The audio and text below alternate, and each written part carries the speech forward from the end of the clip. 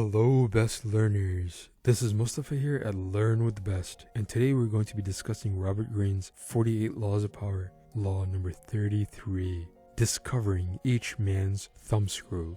In this video, I'm going to define the law for you, and then we're going to look at an old fable that demonstrates the law perfectly. We'll strategize on how we can find each man's thumbscrew, and we'll end with a short story where this law was used flawlessly. Here's the law. Everyone has a weakness, a gap in their castle wall. That weakness is usually an insecurity, an uncontrollable emotion or need. It can also be a small secret pleasure. Either way, once found, it is a thumbscrew that you can twist and turn to your advantage. Once upon a time, a tiger was chasing a deer along a valley. He had all but caught it, and with longing eyes was anticipating a satisfying meal.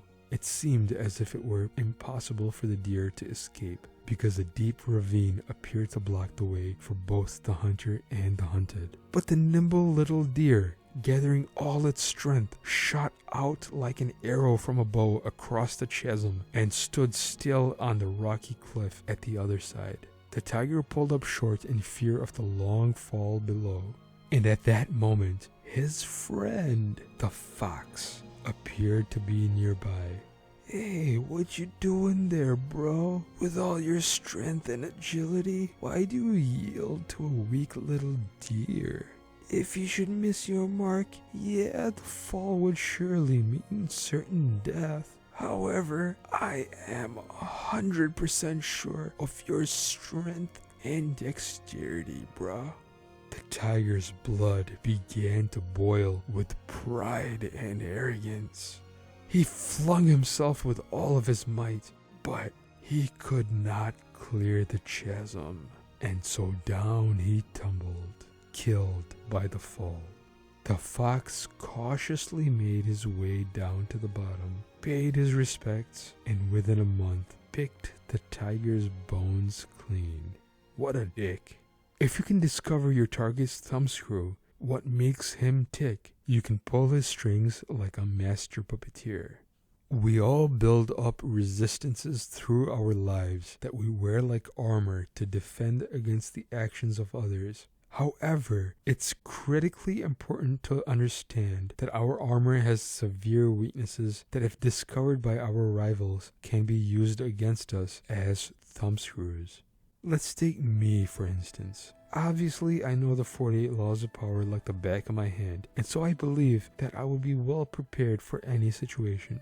However, I do have weaknesses, and one of those weaknesses is sushi. And I'm not kidding. This is not a joke. I love sushi so much and with such a burning, intense passion that if someone were to try to bribe me with some very rare fatty bluefin tuna along with a side of miso soup, of course my suit of armor would crumble like clay, and I would be like a not so cute little puppet in the hands of a master puppeteer. Now let's analyze this law a little further. But before we do that, I need your help, dear viewer, with YouTube's algorithm. Please smash that thumbs up button below, because if you don't, then YouTube is simply not going to show this video to anyone else. Please also subscribe and click on the bell icon, because if you don't, then again, YouTube won't let you know when a new video is uploaded. Your engagement with this video really does help me out a lot. And if you want to transform yourself from a cute little lamb to a fierce lion, then check out my course in the description below. I will teach you the tools that you need for success, but you have to actually step up and put the work in on yourself. This course is not for everyone, because the majority of the population are sheep. But for those very few of us who do want to walk the path of a lion, this is the course for you. Okay, so back to the video. Pay attention to gestures and unconscious signals. Sherlock Holmes is a great detective because of his uncanny ability to observe and deduce. This is what we have to do if we want to discover the weaknesses of our targets. No one is going to outrightly tell you their weaknesses, so what you have to do is pay attention to their gestures and their unconscious signals. As Freud said, no mortal can keep a secret. If his lips are silent, then he is chattering with his fingertips. Betrayal oozes out of him at every pore. When you're talking to someone, look for an unconscious tell. Are they tapping their fingers?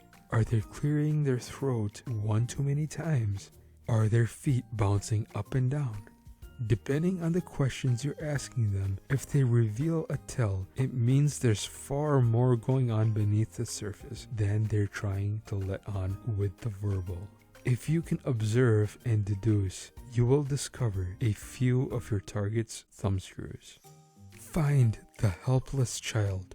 Children are weak because they have not had the chance to build up their armor just yet. And so many of those weaknesses experienced in the childhood are still weaknesses as adults. When you're trying to size someone up, you can try and get a sense of their childhood. Was the person pampered or indulged in any particular area? Or maybe an emotional need went unfulfilled. As the person has grown older, this indulgence or deficiency will still be buried deep down inside. A great sign of this weakness is that when you touch upon it, the person will often act like a child. So be observant of any behavior that should have been outgrown. Look for contrasts. An exaggerated trait often conceals its opposite. People who roar and thump their chests like silverback apes are often the biggest cowards deep down. The prude, uptight valley girl is often screaming for adventure. The shy boy in the back of the class is often dying for attention. By looking beyond mere appearances, you will find people's weaknesses in the opposite qualities that they publicly reveal. Feed on uncontrollable emotions. Base drivers like any of the 7 deadly sins, greed, lust, pride, envy, gluttony, sloth, and wrath, are emotions that are often difficult to control. These drivers appear in every human, but some of them may pop up more often than others. Discover which ones drive your target and twist their thumbscrews. Fill the void. 2 of the biggest emotional voids to fill are insecurity and unhappiness. The insecure will fall for any kind of social validation. This is the person that's always on Facebook fishing for likes. The unhappy are least able to disguise their weaknesses, because when a person is unhappy, they may not even care to try and cover it up. The ability to fill their emotional void is a great source of power. So what do you do after you've found some weaknesses in your target's armor? You have to analyze your situation and gather all of the facts. Assess and reassess your position and decide how you want to use this newfound information to gain the power that you're looking for. And remember that what we are looking for is power and not control. Once upon a time, about 100 years ago, there was a woman named Arabella Huntington, and she was the wife of the extremely wealthy railroad tycoon, Collis Huntington. She came from humble low-class origins. Her husband had married her for love. He didn't care about her social class, and so she always struggled for social recognition among her wealthy peers in the circles that she and her husband were a part of. Most of the social elites only saw her as a gold digger and nothing more. Only one man of consequence treated her differently, the art dealer Joseph Greene. For the first few years of their friendship, Greene made no effort to sell any of his art to Arabella. He only courted her as a friend, accompanying her to fine stores, chatting about the nobility, treating her as an equal in high society. However, he did subtly educate her in his ideas, namely that the best art was the most expensive art. And after a while, Arabella had soaked up his way of seeing the world. Greene would act as if she had always had that fine, exquisite taste. And then when her husband passed away, Arabella inherited his fortune, and she suddenly started to buy expensive paintings, and only from her friend Greene. Many years later, Devine sold her Gainsborough's Blue Boy for the highest price ever paid for a work of art up to that moment in time. Devine had figured out exactly what made Arabella tick. She wanted to feel like she was a part of the high social class. She wanted to feel important and included.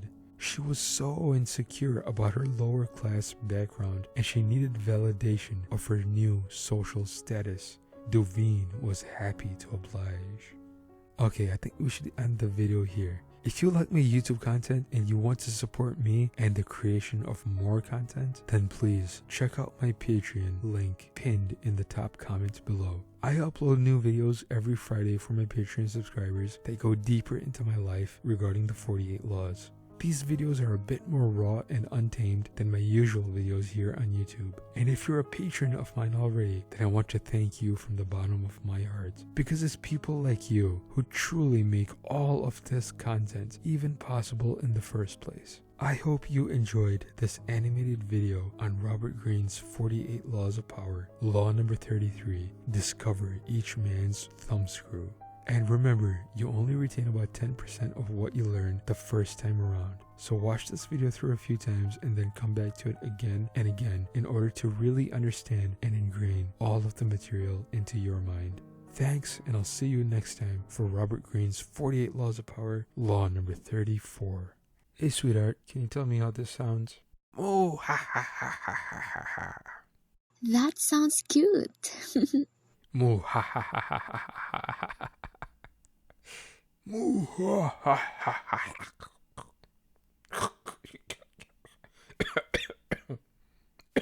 Oh, jeez. Try that again. Moo ha ha ha ha ha ha.